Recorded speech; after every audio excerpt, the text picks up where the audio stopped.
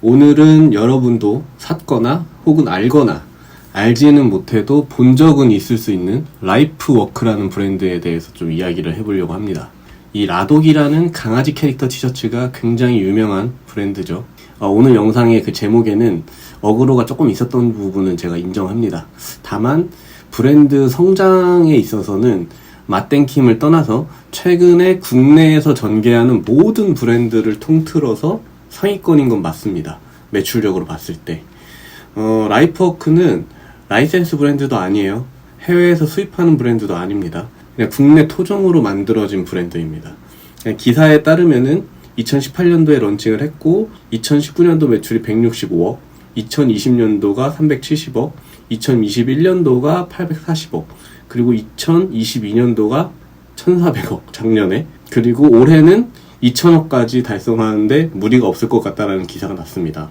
거의 5년 남짓한 시간 동안 브랜드 매출을 거의 2000억 정도까지 끌어올린 겁니다. 이건 진짜 엄청난 성장률이라고 얘기를 할 수 있을 것 같아요.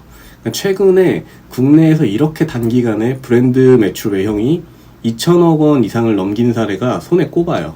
잠깐 제가 생각해봐도 디스커버리랑 내셔널 지오그래픽, 이 두 브랜드 말고는 떠오르지가 않거든요. 2000억은. 그 두 브랜드가 그렇게 매출 회형을 되게 단기간에 급격하게 키울 수 있었던 거는 캐주얼 브랜드 대비 판매 객단가가 높은 아웃도어 영역의 브랜드고, 라이프스타일 아웃도어들은 특히나 이제 연령대도 굉장히 다양하게 포괄을 하는 데다가 겨울 아우터 판매가 강한 브랜드이기 때문에 그렇게 매출이 급격하게 성장하는 게 가능한 거거든요. 참고로 맛땡킴은 기사에서 찾아보면은 작년에는 한 500억, 그리고 올해는 한 1000억 정도 바라본다고 합니다. 근데 그것도 진짜 엄청나게 빠른 성장이라고 할 수 있을 것 같아요. 오늘은 제가 라이프워크를 운영하는 그 하이더웨이라는 회사의 김상훈 대표님에 대해서 좀 이야기를 해보려고 합니다. 그 브랜드를 알기 전에 일단 이 대표님에 대해서 조금 아시면 재밌을 것 같다라고 생각을 해서 제가 이야기를 해보려고 하고, 그 김상훈 대표님은 어떻게 보면 대한민국에서 영세대 도메스틱 브랜드 창업자라고 할 수 있어요. 1983년에 이지 캐주얼 브랜드인 TBJ의 근간인 더 베스트진을 런칭을 하셨고, 그 이후에 TBJ로 브랜드를 정식 런칭을 하고 버커루, MQ, NBA, LPGA까지 MK트렌드라는 기업명으로 그 브랜드들을 다 순차적으로 런칭을 하고 운영을 하셨고, 그렇게 운영을 하다가 한세실업의 회사를 인수시키고 경영에서 물러나셨어요. 외부에 근데 이제 본인을 되게 드러내지 않는 타입이셔서 기사들을 찾아봐도 김상훈 대표님에 대한 이야기는 좀 찾기는 힘들 거예요. 제가 두 번째로 다녔던 브랜드가 TBJ였고 2015년쯤이었던 것 같은데 제가 MD 경력으로 2, 3년 차쯤에 입사를 했었어요. 그때는 제가 회사도 여러 군데 안 다녀본 상태였고 한참 이제 멋 모르고 막 일 배울 때라서 사리군반도 잘 못할 때였는데, 저도 이제 경력을 쌓고 회사를 다니다 보니까 지나고 나니까 그 당시에 MK트렌드의 대표셨던 김상훈 대표님은 정말로 리스펙할 만한 오너셨다. 그리고 지금까지도 저는 그만한 윗사람을 본 적은 없었던 것 같습니다. 네. 그 옷이랑 패션, 그리고 트렌드에 대한 끊임없는 열정이랑 체력이 엄청난 분이셨고, 그 당시에도 시간만 나시면 직접 해외로 계속 출장 다니시고 옷이랑 음식들 먹어보고 그리고 엄청 보러 다니시고요. 시간이 없을 때는 계속 국내에서라도 시장 조사를 하셨어요. 그러니까 기억에 남는 게 동대문 밤시장에 그때 디자인실이랑 기획팀을 다 소집을 하셨어요. 그래서 밤 10시, 11시에 저희가 동대문 도매시장에 한 10몇 명이 우르르 몰려가서 그 김상훈 대표님 뒤를 졸졸 따라다니면서 시장 조사를 하고 샘플링을 하면서 그렇게 시간을 보냈던 게 되게 기억에 강하게 남는데, 사실 그때는 제가 이제 나이도 어리고 근무 시간도 아니고 완전 밤이잖아요. 그러니까 속으로는 진짜 짜증이 너무 나는 거예요. 무슨 내가 회사 다니는데 이렇게까지 해야 되나 이런 생각 많이 했는데, 근데 지금 생각해 보면은 매출 3천억이 가까운 패션 기업의 총수가 그런 식으로 직접 시장 조사를 하면서 직원들을 데리고 다니고 이런 경우는 저는 거의 없었던 것 같아요. 드물다고 봐요. 그러니까 참고로 그때 당시에 그 대표님 나이가 5, 60대 정도였어요. 정확하게 제가 말씀은 드리지 않겠습니다. 왜냐면은 그 개인정보 노출을 굉장히 꺼려 하시는 분이시다 보니까. 그러니까 그때만 해도 나이가 적은 나이가 아니셨던 거예요. 진짜 체력적으로 어떻게 보면 되게 힘들 수 있는 나이인데도 불구하고 그렇게 맨날 자기 손으로 자기 발로 뛰면서 시장 조사를 하시던 분이셨어요. 그리고 지금은 뭐 어떻게 운영하시는 분인지는 모르겠는데, 그때는 이제 운영하는 대다수의 브랜드들의 옷을 직접 다 하나하나 품평하시고 코멘트하시고 컨펌하셨어요. 그러니까 TBJ랑 버커루, 엔듀, NBA만 해도 이제 각각 다 다른 컨셉의 4개의 브랜드고, 1년에 스타일 수로 치면은 거의 1000개 넘게 아마 스타일이 진행이 될 텐데, 그것들을 다 이제 보시는 거예요. 그리고 크고 작은 품평만 해도 한 20개 넘게 되겠죠. 그거를 이제 한 사람이 다 관장을 한다는 거예요. 그 나이에. 그러니까 이거는 진짜 믿기 힘든 일입니다. 체력도 체력인데 그 마켓의 흐름이랑 소비자를 읽어내는 직감? 이런 것들이 제가 생각했을 때는 약간 동물의 육감? 이 정도의 수준이라고 생각을 했습니다. 그러니까 패션 회사마다 규모랑 조직, 운영 형태가 너무 달라요. 근데 크게는 CD 체제냐 아니냐로 볼 수 있고, CD는 크리에이티브 디렉터 체제로 브랜드의 브랜딩의 총괄의 개념으로 디자인과 기획을 아우르는 그 CD라는 브랜드의 총수가 있고, 그 CD를 바탕으로 이 브랜드가 운영된다라고 이해를 해주시면 되는데, 김상훈 대표님은 MK트렌드의 모든 브랜드의 이제 CD 역할을 하셨다고 보면 됩니다. 그게 이제 얼마나 정신이랑 신체적으로 대단한 일인지는 업계에서 일을 해보신 분들은 알 거예요. 그러니까 제가 지금까지 한 7군데 정도 패션 회사를 옮겨 다니면서 내린 결론 중에, 패션 기업의 프로세스와 업무 효율은 제가 2015년도에 다녔던 그 당시에 MK트렌드가 최고였다라고 저는 결론을 개인적으로 냈습니다. 왜 그러냐면은 보통은 큰 회사로 갈수록 제일 답답하고 결과물을 망치는 이유가 결론이 안 나요. 그러니까 미치도록 결론이 안 납니다. 그러니까 위에서 결정이라는 걸 안 해줘요. 계속 아래에서 바텀업만 시킵니다. 이게 좋은 것 같잖아요. 그러니까 다양한 의견을 들어주는 것 같고, 아래의 아이디어를 마음껏 발휘해서 결과로 이어지는 것 같고, 그런데 실상은 전혀 그게 아니에요. 그러니까 이게 왜 그러냐면은 위에서는 확신이 없어요. 위에서는 이거에 대한 어떤 결론에 대한 확신이 없고, 어떤 방향으로 결정을 해야 될지 몰라요. 예. 그래서 계속 아래에서 의견만 듣는 거예요. 뭐 어떻게 할지 안다 하더라도 이 기업의 대표는 보통 직장인과 같은 CEO이신 분이에요. 고용이 된. 그리고 그 아래에 있는 임원도 마찬가지. 그리고 그 임원 아래에 있는 브랜드를 대표하는 사업부장도 마찬가지예요. 그러니까 본인들이 내린 결정에 대한 책임을 지는 부담이 브랜드를 하나의 방향으로 이끌어내고 키워내려고 하는 그 동기보다 큰 사람들입니다. 그렇기 때문에 바텀업을 계속 시키는 거예요. 그리고 최대한 다양한 의견을 들으려고 하는 거예요. 왜냐하면 나 혼자 내린 결정이 아니다 이거예요. 그러니까 이건 오로지 내 책임만 있는 건 아니다 이거거든요. 그 책임 회피 때문에 지금 이렇게 되는 거고, 그 부분에 있어서 MK트렌드의 시절에 김상훈 대표님은 모든 결정을 본인이 직접 보고 땅땅, 심지어 기획 디자인실이 그거 아니라고 뜯어 말려도 본인이 맞다고 생각하고 확신이 있으면은 진행시키고 땅땅. 심지어 그렇게 진행시킨 것들이 당연히 100% 다 맞진 않아요. 신이 아니니까. 하지만 그 중에 하나가, 그 중에 2개가 대박이 터지고, 그게 이제 브랜드의 한 시즌의 캐시카우 아이템이 되고, 그 아이템들을 토대로 또 다음 시즌에 먹거리가 발생할 수 있는 가지로 뻗어나가고, 이렇게 되는 거거든요. 그런 어떤 확신, 그리고 그런 디렉팅과 오더를 줄 수 있는 윗사람, 그리고 오너는 저는 흔치 않다고 생각합니다.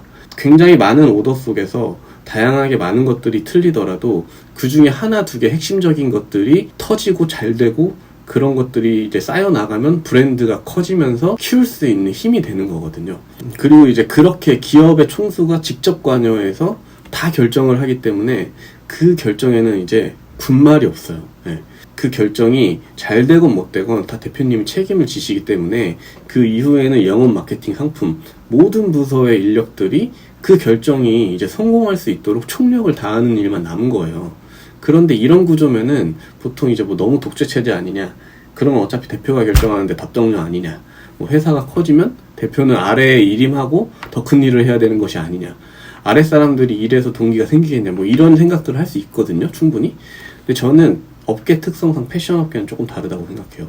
그리고 그걸 디렉팅 하시는 분이 나보다 무조건 많이 본 사람이고, 그 경험이 너무 선명하고 날카로운 직관의 소유자라면은 실제로, 그리고 그런 사람 앞에 서면은 그런 생각 안 듭니다. 네. 이건 진짜예요. 진짜인 사람 앞에 서면은 그런 생각 안 들어요. 그러니까 보통 몇 천억대의 조직이 갖춰진 브랜드에서는 이제 모두가 함께 내린 결정을 갖고 회사에서 이제 그걸 갖고 정치 지지를 해요. 왜냐? 책임을 회피하기 위해서. 그 결정이 잘 안 될 때는 내가 혹은 우리 사업부가 혹은 우리 부서는 잘했는데 너네가 못했어. 이래서 안 됐어. 이런 명분을 찾기가 바쁘고 그것들을 그런 명분을 쌓기 위한 보고서를 만드는 일이 업무의 대부분 50% 이상. 그리고 바텀업으로 실무에서 팀장한테 넘겨주고 팀장에서 사업부장으로 넘겨주고 사업부장이 임원이나 대표까지 계속 보고 이렇게 하는 거예요. 근데 웃기는 게 뭐냐면은 팀장이 실무에서 만들어준 아이디어랑 결과물로 사업부장한테 보고를 하고 사업부장은 또 그걸 갖다가 또 위에다가 보고를 하는 형태예요. 그냥 위로 갈수록 자리에 앉아서 계속 아래에서 올라오는 보고를 모으고 그걸 또 위에다가 보고하는 구조예요. 그러니까 이게 아랫사람이 계속 윗사람 공부시켜서 보고 잘하게 만드는 이런 시스템이에요. 이게 일을 하는 거라고 할 수 있습니까?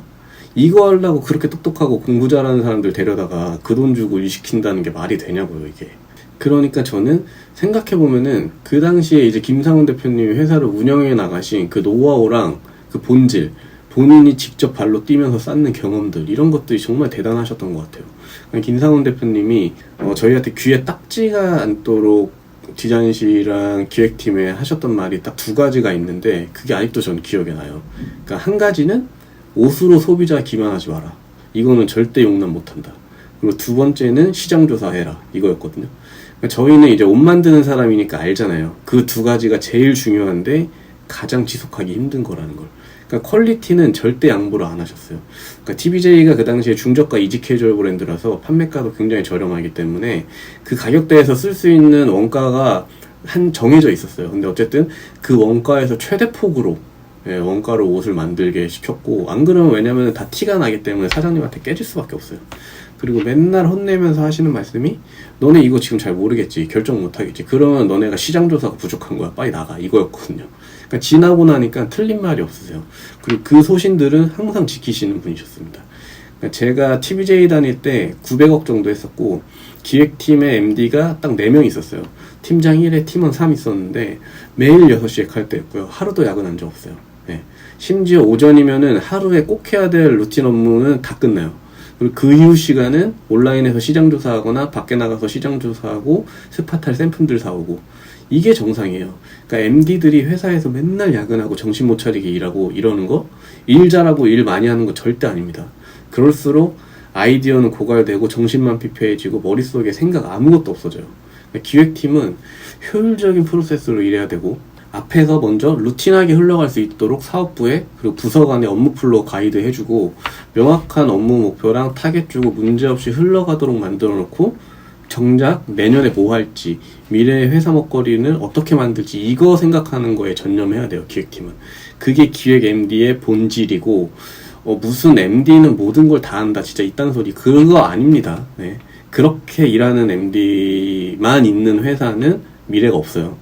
그러니까 사람은 쓸 수 있는 시간과 에너지가 한정이 되어 있고, 기획 MD는 타 부서의 레버리지를 최대한 활용해서 루틴화된 프로세스를 만들어주고, 남는 시간은 미래를 기획하기 위한 다양한 경험을 하러 다녀야 돼요. 그게 기획 MD가 해야 되는 가장 중요한 본질이에요.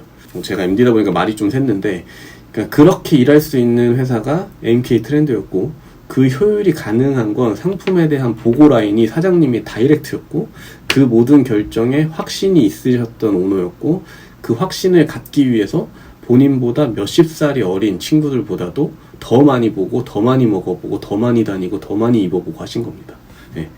그리고 그분이 라이프워크를 런칭을 하신 거고요. 아니나 다를까 또다시 국내 캐주얼계에서 신화를 쓰고 계시고요. 어떻게 보면은 이게 놀라운 일도 아니에요. 당연한 일입니다. 그러니까 업계에서도 저거 왜 이렇게 잘 되는 거야? 요즘 잘 나가는 인플루언서 유형의 브랜드도 아니죠. 그렇다고 뭐 젠틀몬스터나 아더에로처럼 감도가 엄청 뛰어나고 높은 것도 아닌데 사람들이 왜 사지? 이렇게 생각하는 사람들 많거든요. 근데 이유는 김상훈 대표님이 런칭하셨기 때문입니다. MK 트렌드를 경험하셨던 사람들이면은 또 성공할 거라고 당연히 생각했을 거고, 이렇게 잘 되는 상황에서도 그치, 그럼 그렇지, 역시 사장님이시지, 이렇게 생각했을 겁니다. 저도 그렇게 생각하고 있고요. 브랜드 이름이 라이프워크예요. 엄청 세련된 건 아니에요, 뭔가. 근데 한국 사람 누가 봐도 보기 쉽고 잘 읽히고 기억하기 좋아요, 이름 영문 자체가. 뜬금없이 그리고 브랜드를 대표하는 심볼이 라독이라는 강아지예요. 근데 웃긴 게 최근 몇 년 동안 국내 애견 시장은 계속 커지고 애견인들 계속 늘어나죠. 그들에게는 이 라이프워크의 라독 자체가 엄청난 호감형인 브랜드의 심볼이에요. 저는 이거를 그냥 결과론적으로 운이었다라고 생각하지 않아요. 그건 사장님이 갖고 계신 미래에 대한 직관이랑 그리고 통찰이라고 저는 생각을 합니다. 그리고 이제 매장에 가보시면 알겠지만 모든 계절과 월, 주별 소비자가 사고 싶고 사야 되는 카테고리 아이템들이 다 꽂혀 있어요. 예. 그리고 브랜드의 컨셉과 심볼, 대표 컬러 굉장히 명확하죠. 막상 밖에서 보면은 디스플레이 감도가 되게 좋아서 들어가 보고 싶어 들어갔는데 눈요기할 것만 많고 살 건 없는 브랜드들, 그런 매장들이 굉장히 수두룩하거든요. 근데 라이프워크는 딱 들어가서 옷을 보시다 보면은 뭐지? 생각보다 살 게 많네? 옷이 괜찮네? 이런 생각도 들 겁니다. 그게 그 기본기가 굉장히 탄탄한 브랜드에서 갖고 있는 매장이에요. 이것이 브랜드 디렉팅, 그리고 시기에 맞는 아이템과 물량 기획, 막힘없는 유통 전개, 딱 이 3박자가 효율적으로 프로세스로 딱 돌아갈 때 생기는 최고의 시너지, 예, 비효율이 없이 계속 성장을 할 수 있는 그런 시너지의 브랜드라고 보시면 될 것 같아요. 그리고 마지막으로 가장 중요한 거는 사람입니다. 네. 동네에서 작은 구멍가게라도 운영해보신 분은 알겠지만 비즈니스를 해나갈 때 사람 쓰는 일이 가장 어렵고, 모든 비즈니스는 믿고 일을 줄 수 있는 사람이 있어야 가능해요. 라이프워크에는 과거에 김상훈 대표님 밑에서 일했던 분들이 다시 모여 계세요. 그러니까 그분들이 다른 곳에 갈 수 없고 능력이 없어서 거기에 있는 게 아니겠죠, 당연히. 김상훈 대표님이 런칭하는 브랜드였기 때문에 모인 겁니다. 그러니까 옛날부터 해오던 그 정통적인 클래식한 브랜드의 전개 방법과 방향성으로 이 어려운 시기를 제가 정면 돌파하고 있는 거거든요. 저는 그런 의미에서 이 라이프워크가 앞으로도 국내에서 그리고 또 해외로 더욱 뻗어나가고 번창하길 바라는 마음을 진심으로 갖고 있고 응원하고 있습니다. 오늘은 여기까지 하도록 하겠습니다. 영상 봐주셔서 감사합니다. 안녕히 계세요.